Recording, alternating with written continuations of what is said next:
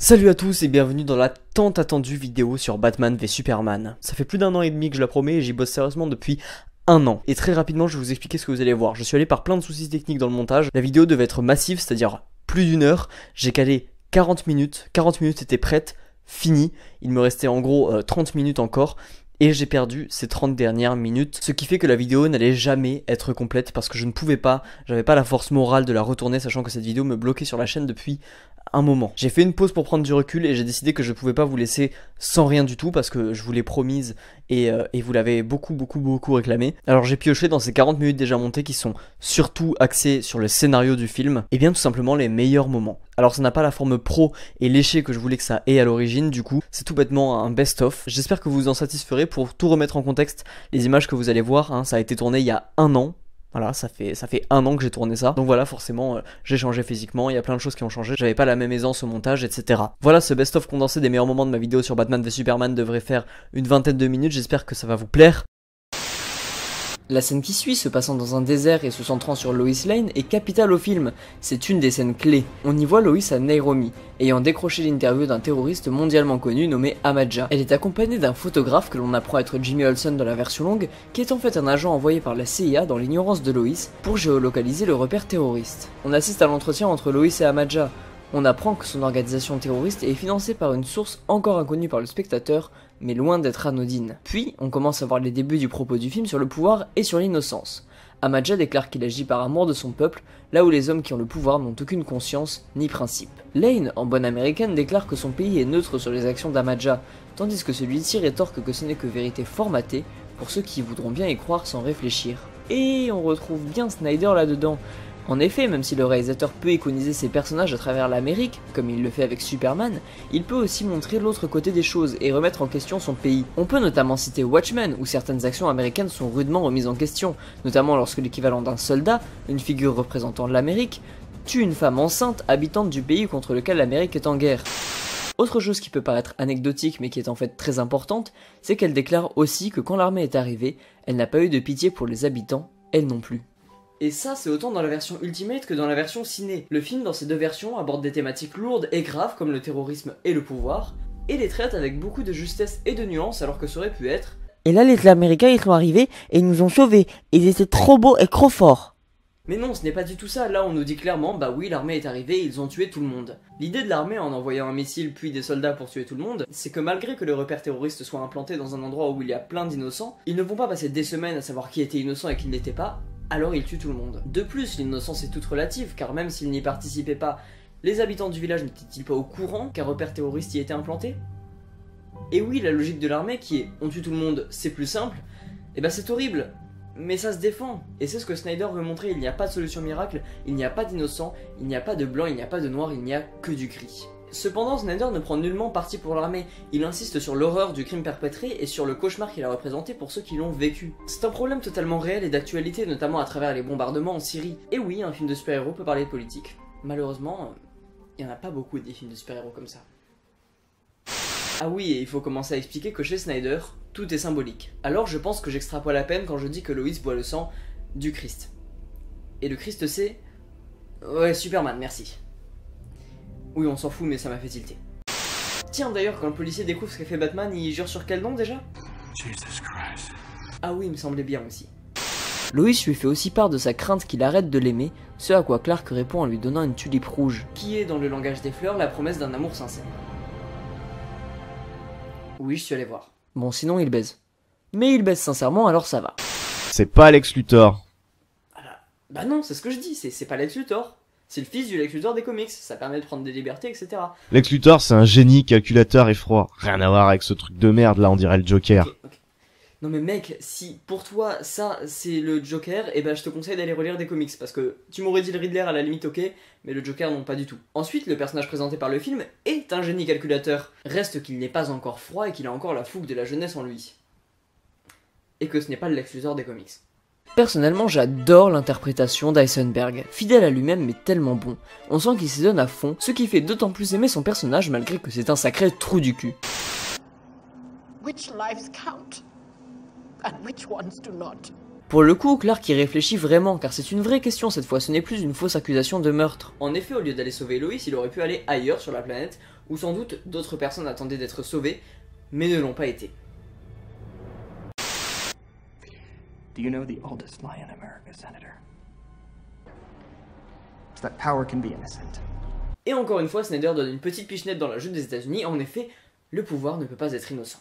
Le pouvoir donne accès à la gestion d'un pays, de gens, et surtout de guerre. Et les pouvoirs si absolus de Superman non plus ne peuvent pas être innocents. Dans son discours, Luthor se décrit comme aimant l'humanité, tout comme le terroriste au début du film. En s'emportant, il se plaint d'avoir le savoir sans le pouvoir. Car oui, Luthor sait tout. Luthor reste un génie ultra renseigné. Pourquoi avoir invité Clark Kent? Parce qu'il sait que c'est Superman. Pourquoi avoir invité Bruce Wayne? Parce qu'il sait que c'est Batman.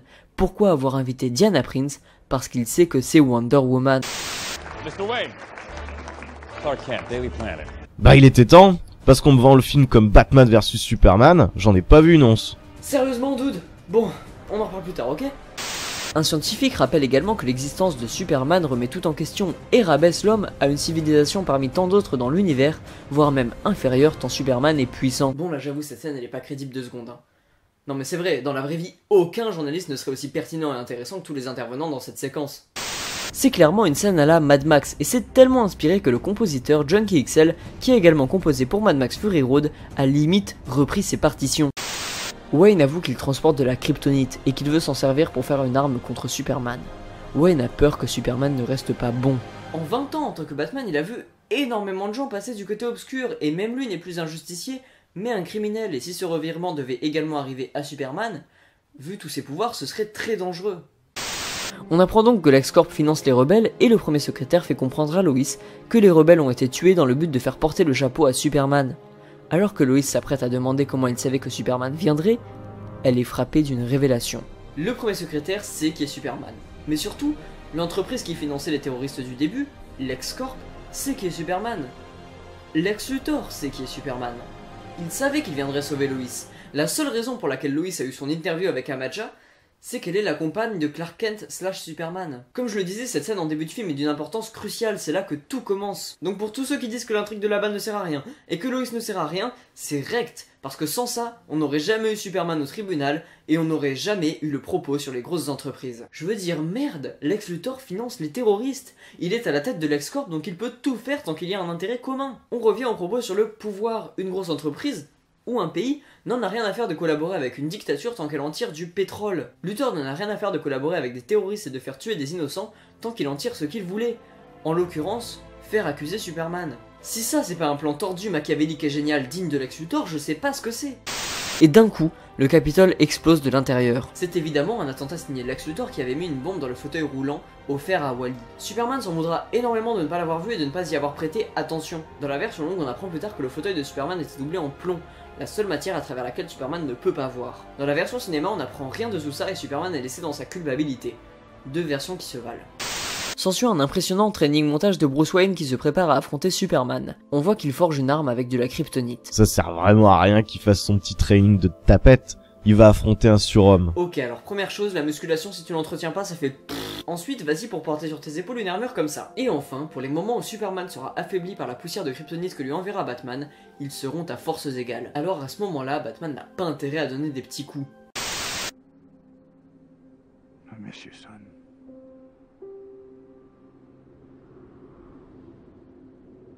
I miss you too, Dad.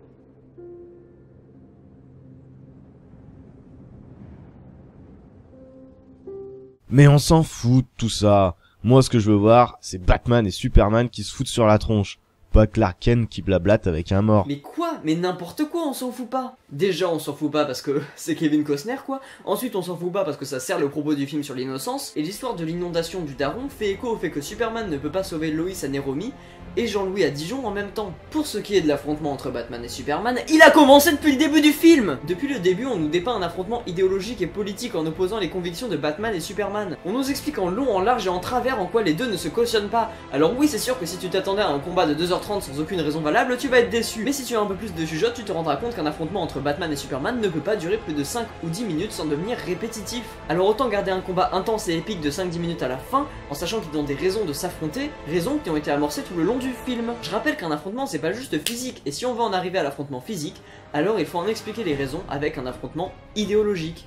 Mais quelle raison, putain, on n'y comprend rien à leur raison de se battre. Non mais c'est une blague. Batman déteste Superman parce qu'il a détruit Metropolis en retirant plein de vies, et parce qu'il a détruit un des buildings de Wayne Enterprise en ôtant la vie à un de ses amis qui était dedans. Il le hait parce qu'il a rêvé d'un monde où il régnait seul en tyran. Il le hait parce qu'il a une expérience de 20 ans dans la lutte contre le crime et qu'il sait qu'à un moment ou à un autre, un justicier finit toujours par retourner sa veste. Soit tu meurs en héros, soit tu vis assez longtemps pour devenir le méchant. Et c'est ce qui est arrivé à Batman, c'est pourquoi Superman le déteste. Il ne cautionne pas qu'un taré qui se déguise en chauve-souris la nuit fasse régner la peur, et qu'il soit lui-même justicier et bourreau, qu'il torture et même tue parfois ses victimes. Voilà leur raison de s'affronter. Oui, mais Batman ne tue pas. Et bah voilà, on y est. À aucun moment avant la fin dans ce film, Batman n'est montré comme un gentil. Batman n'est pas dépeint comme un justicier. C'est un être vil, un criminel cruel qui pense faire régner la justice alors qu'il agit selon sa propre justice. On comprend dans ce film qu'au début Batman avait des principes, que c'était un vrai justicier, mais que ses 20 ans de service, ses affrontements répétés avec le Joker, tous ses coups durs ainsi que la perte de Robin l'ont rendu cruel. Et non, ce n'est pas le Batman qui ressort généralement du comics, ce n'est pas non plus vraiment le Batman de Miller. Et ce n'est pas non plus le Batman de Nolan, c'est le Batman de Zack Snyder. Et encore une fois, Snyder a donné sa vision du héros masqué, un être torturé qui pense bien faire mais qui est fatigué de 20 ans de lutte, sans changer grand chose. Ce n'est qu'à la fin du film que Batman retrouve de l'espoir, et je ne pense pas trop m'avancer si je dis que le Batman que nous verrons dans le film Justice League sera un peu plus proche de celui des comics. Quand je dis plus proche des comics, je parle surtout de son rapport au meurtre, parce que sinon c'est vraiment un Batman qui sort tout droit des pages des comics. Mais le fait qu'il sera moins violent et plus juste dans le futur film Justice League aura été amorcé et justifié par toute l'évolution qu'il traverse dans le film Batman v Superman. C'est bon, on peut enchaîner ? J'en profite pour placer que depuis le début du film, Alfred n'a cessé de faire allusion à une nouvelle génération de Wayne. On voit qu'il n'attend que ça de voir Bruce rencontrer quelqu'un et faire des enfants. Et tout dans ce film oriente vers un couple Wonder Woman-Batman. Et Dieu, j'adorerais voir ça. No man in the sky intervened when I was a boy to deliver me from Daddy's fists and abominations. Lex était donc battu petit. Cette scène est glaçante et Heisenberg l'interprète avec brio. I figured out way back. God is all powerful. He cannot be all good. And if he is all good, then he cannot be all powerful. And neither can you be. Voilà, pour tous ceux qui trouvent que Luthor n'a aucune raison d'en vouloir à Superman, voilà. Il le déteste comme il déteste Dieu et comme il déteste toute figure supérieure, à commencer par son père, qui le battait. Luthor est un psychopathe, il ne veut pas tuer Superman parce qu'il a déjoint de ses plans, non, il veut tuer Superman parce que c'est dans sa nature. Ça fait partie de lui de vouloir éradiquer la toute-puissance. Seul lui doit régner en maître. C'est sérieusement l'un des meilleurs méchants que j'en ai pu voir dans un film de super-héros. Luthor explique alors qu'il a veillé à la haine de Batman envers Superman, qu'il l'a attisé comme on souffle sur des braises depuis 2 ans. Si vous aviez encore besoin de justification de la haine de Batman contre Superman, Thor force Superman à aller affronter Batman, il lui donne des photos de sa mère séquestrée. Il a 1 heure pour tuer Batman ou Martha mourra. En vérité, Lex Luthor veut que Batman tue Superman, évidemment. Non mais c'est n'importe quoi ça, il peut très bien la retrouver là où elle est cachée. Bah... déjà ça pourrait prendre du temps. Et même si ce n'était pas le cas, Luthor a bien précisé... If you kill me, Martha dies. And if you fly away, Martha also dies. Et crois-moi, si la vie de ta mère était en jeu, tu ne prendrais pas le risque d'aller la chercher s'il y avait ne serait-ce qu'une chance pour que Luthor s'en rende compte et ordonne l'exécution. Batman vient à bout de Superman après lui avoir envoyé de la poudre de kryptonite dans la gueule. On peut noter que Superman tombe en forme de croix. Puis, Batman l'attache et le traîne par terre avant de l'envoyer éclater façades et piliers. Enfin, une fois que Superman est à bout, Batman prend la lance de kryptonite qu'il avait plantée ici dans le sol avant le combat pour aller achever son ennemi. Alors qu'il aurait pu l'attaquer directement avec la lance, non? Je pense que si Batman l'avait approché avec la lance de kryptonite, Superman lui aurait mis un grand coup dans la gueule, aurait pris la lance, l'aurait envoyé loin et aurait fini Batman. Il fallait l'affaiblir avant. Et puis, est-ce que t'as bien regardé?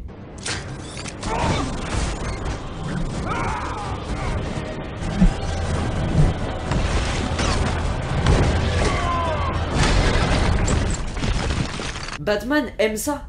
Il prend son pied. Toute sa cruauté ressort. Il va même jusqu'à entailler la joue de Superman juste pour montrer qui est le boss. Mais avant ça, l'hélicoptère de Lois se pose. Batman pose son pied sur la gorge de Superman et sort une de mes répliques préférées du film.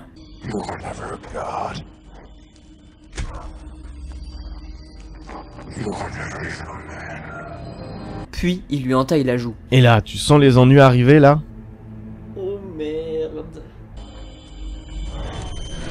You're letting him kill Martha. Bon, t'attendais que ça, alors vas-y. Alors premièrement, ça sort de nulle part, ce truc de Martha là, et surtout, ils deviennent direct hyper potes, juste parce que leurs mères ont le même putain de prénom. Allez, on y va. Déjà, non, c'est faux, ça ne sort absolument pas de nulle part, c'est amené depuis le début du film. Comme je le disais au tout début de la vidéo, c'est à ça que sert la scène du meurtre des parents. On aurait pu juste l'évoquer, mais ce Martha est un élément clé de l'intrigue, alors il faut le préparer, et c'est fait avec grand soin, car le film y consacre son ouverture. De plus, tout au long du film, on voit que Bruce est toujours traumatisé par la mort de ses parents. Lorsqu'il va sur leur tombe, il voit du sang en couler, etc. Ça ne sort pas de nulle part, au contraire, c'est surpréparé.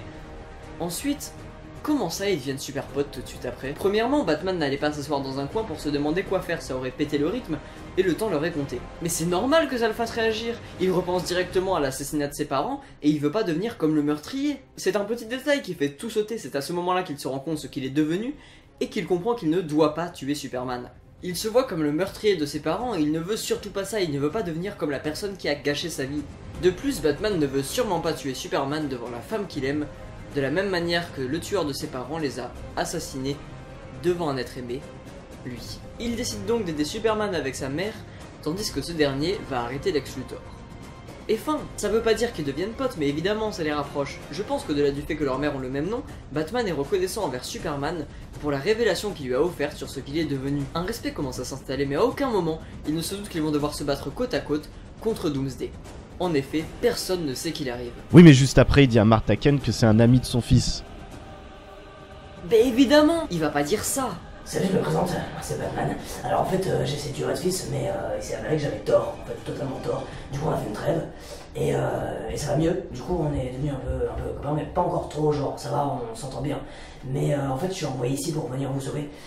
Donc voilà. Non, il fait au plus simple et il doit la rassurer. Donc normal. En tout cas, ce Martha est un cas putain de fascinant psychologiquement parlant. On pourrait l'analyser en long, en large et en travers pendant des heures et avoir toujours des choses à dire. Mais bon, je pense que ça suffira pour cette fois. Batman va donc sauver Martha et regardez, putain, il en a pleuré. Ça montre à quel point ça l'a complètement bouleversé, toute sa vie est basée sur ça et il doit tout remettre en question. Ok, c'est bon, j'arrête. C'est bon, j'arrête. Alfred a repéré pour Batman l'endroit où est gardée la mère de Superman. Arrive ensuite ma deuxième réplique préférée du film, qui approfondit beaucoup la relation Bruce-Alfred et que je trouve très juste. I don't deserve you, Alfred. No, sir, you don't. Ah oui, très dommage, cette réplique n'est pas dans la version ciné. Et là, notre Boy Scout, en héros, arrête le point de Doomsday et sauve Luthor. Ce qui fait directement écho à ça. No man in the sky intervened when I was a boy to deliver me from Daddy's fist and abomination. Doomsday balance alors Superman sur son monument. Il se sert des pierres où sont écrits les noms des victimes du combat de Metropolis 3 ans plus tôt pour frapper Superman, ce qui les casse. C'est comme une revanche de Zod, comme si lui, qui vit une deuxième fois, tuait une deuxième fois tous ces gens. Puis Doomsday détruit et décapite la statue de Superman, ce qui montre avant l'heure une partie de l'issue du combat. On assiste à la résurrection de Superman en forme de croix, sinon c'est pas drôle. Non mais, quoi? Alors genre, il revit comme ça, hop, alors qu'il était clairement mort et décomposé. En fait, pas du tout. Superman tire sa force du soleil qui augmente ses capacités. Et dans le cas présent, le soleil le régénère. C'est plutôt cool parce que c'est un pouvoir qui a été très peu exploité jusqu'ici au cinéma. Elle va donc chercher la lance de Kryptonite pour tuer Doomsday. Et bim, ça c'est dans la tête de tous ceux qui disent que Lois est qu'une demoiselle en détresse qui sert à rien à part se faire sauver. Quoi? Oh non, mais non. Et bah voilà, donc tu vois bien qu'elle sert qu'à se faire sauver. Et ben en fait non. En fait non, puisque Superman la sort de l'eau et retourne chercher la lance, mais affaibli par la kryptonite, il manque de se noyer. Et devinez qui va le sauver?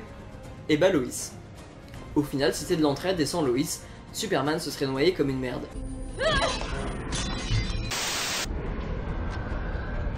She with you? I thought she was with you. Alors là non, vraiment non, c'est vraiment de la merde. Non sérieux, Batman sait très bien que Wonder Woman n'a aucune connexion avec Superman. Cette réplique fait passer Batman pour un crétin. Bon évidemment c'est minime hein, mais voilà c'est chiant. Et vous savez ce que c'est ça? C'est de la catchphrase de bande-annonce. C'est des phrases, ça n'a aucun sens mais tu les tournes parce que ça rend bien à la fin d'une bande-annonce. Tenez, il y en a une autre dans le film. The red capes are coming. The red capes are coming. Voilà, ça veut dire quoi? Rien. Ça fait quoi au milieu de cette scène? Rien. Ça a quel sens? Aucun. Mais ça sonne bien. Me damn sure the pilot washed his hands. Ah non, pardon, ça c'est Suicide Squad. Le cercueil de Superman, il y a un peu de terre dessus, et la terre bouge. Fin du film. Eh bah tu vois, tu disais que le film avait des couilles. Mais en vrai, il est même pas mort. Bon, alors on va mettre ça très au clair. Superman est mort. Il est mort de mort. Ce plan de fin nous indique qu'il va revenir à la vie, mais pour l'instant il est mort. En tout cas, cette vidéo sur Batman vs Superman, c'est la fin d'une ère où je galérais complètement à produire du contenu et à avancer tout simplement. Donc je sors ça et ensuite je me concentre sur les focus. Il se pourrait qu'il y ait un focus qui soit relié à Batman vs Superman, à un petit hors-série rapidement, histoire de compléter quoi. Mais c'est vraiment la direction que je veux donner à la chaîne. Vous pouvez aller voir le premier focus, le lien sera dans la description et en fin de vidéo. Évidemment, il y aura quelques reviews de temps en temps, mais le gros de la chaîne, ce sera un focus que j'espère faire minimum tous les 2 mois. Donc voilà, j'espère que cette vidéo vous a plu. Je remercie bien évidemment Mr. Just Quentin qui m'a fait ses enregistrements il y a 1 an du coup. Mais je vous conseille quand même d'aller voir sa chaîne, par ici dans la description et en fin de vidéo. Et voilà, merci à tous, on était 1500 abonnés il y a 1 an. Aujourd'hui on est 2700, on monte doucement mais sûrement et avec des abonnés curieux, intéressés et impliqués et ça fait très plaisir. On se retrouve très bientôt, d'ici 2 semaines j'espère, pour un nouvel épisode de Focus. D'ici là, moi je vous dis à très vite. Salut.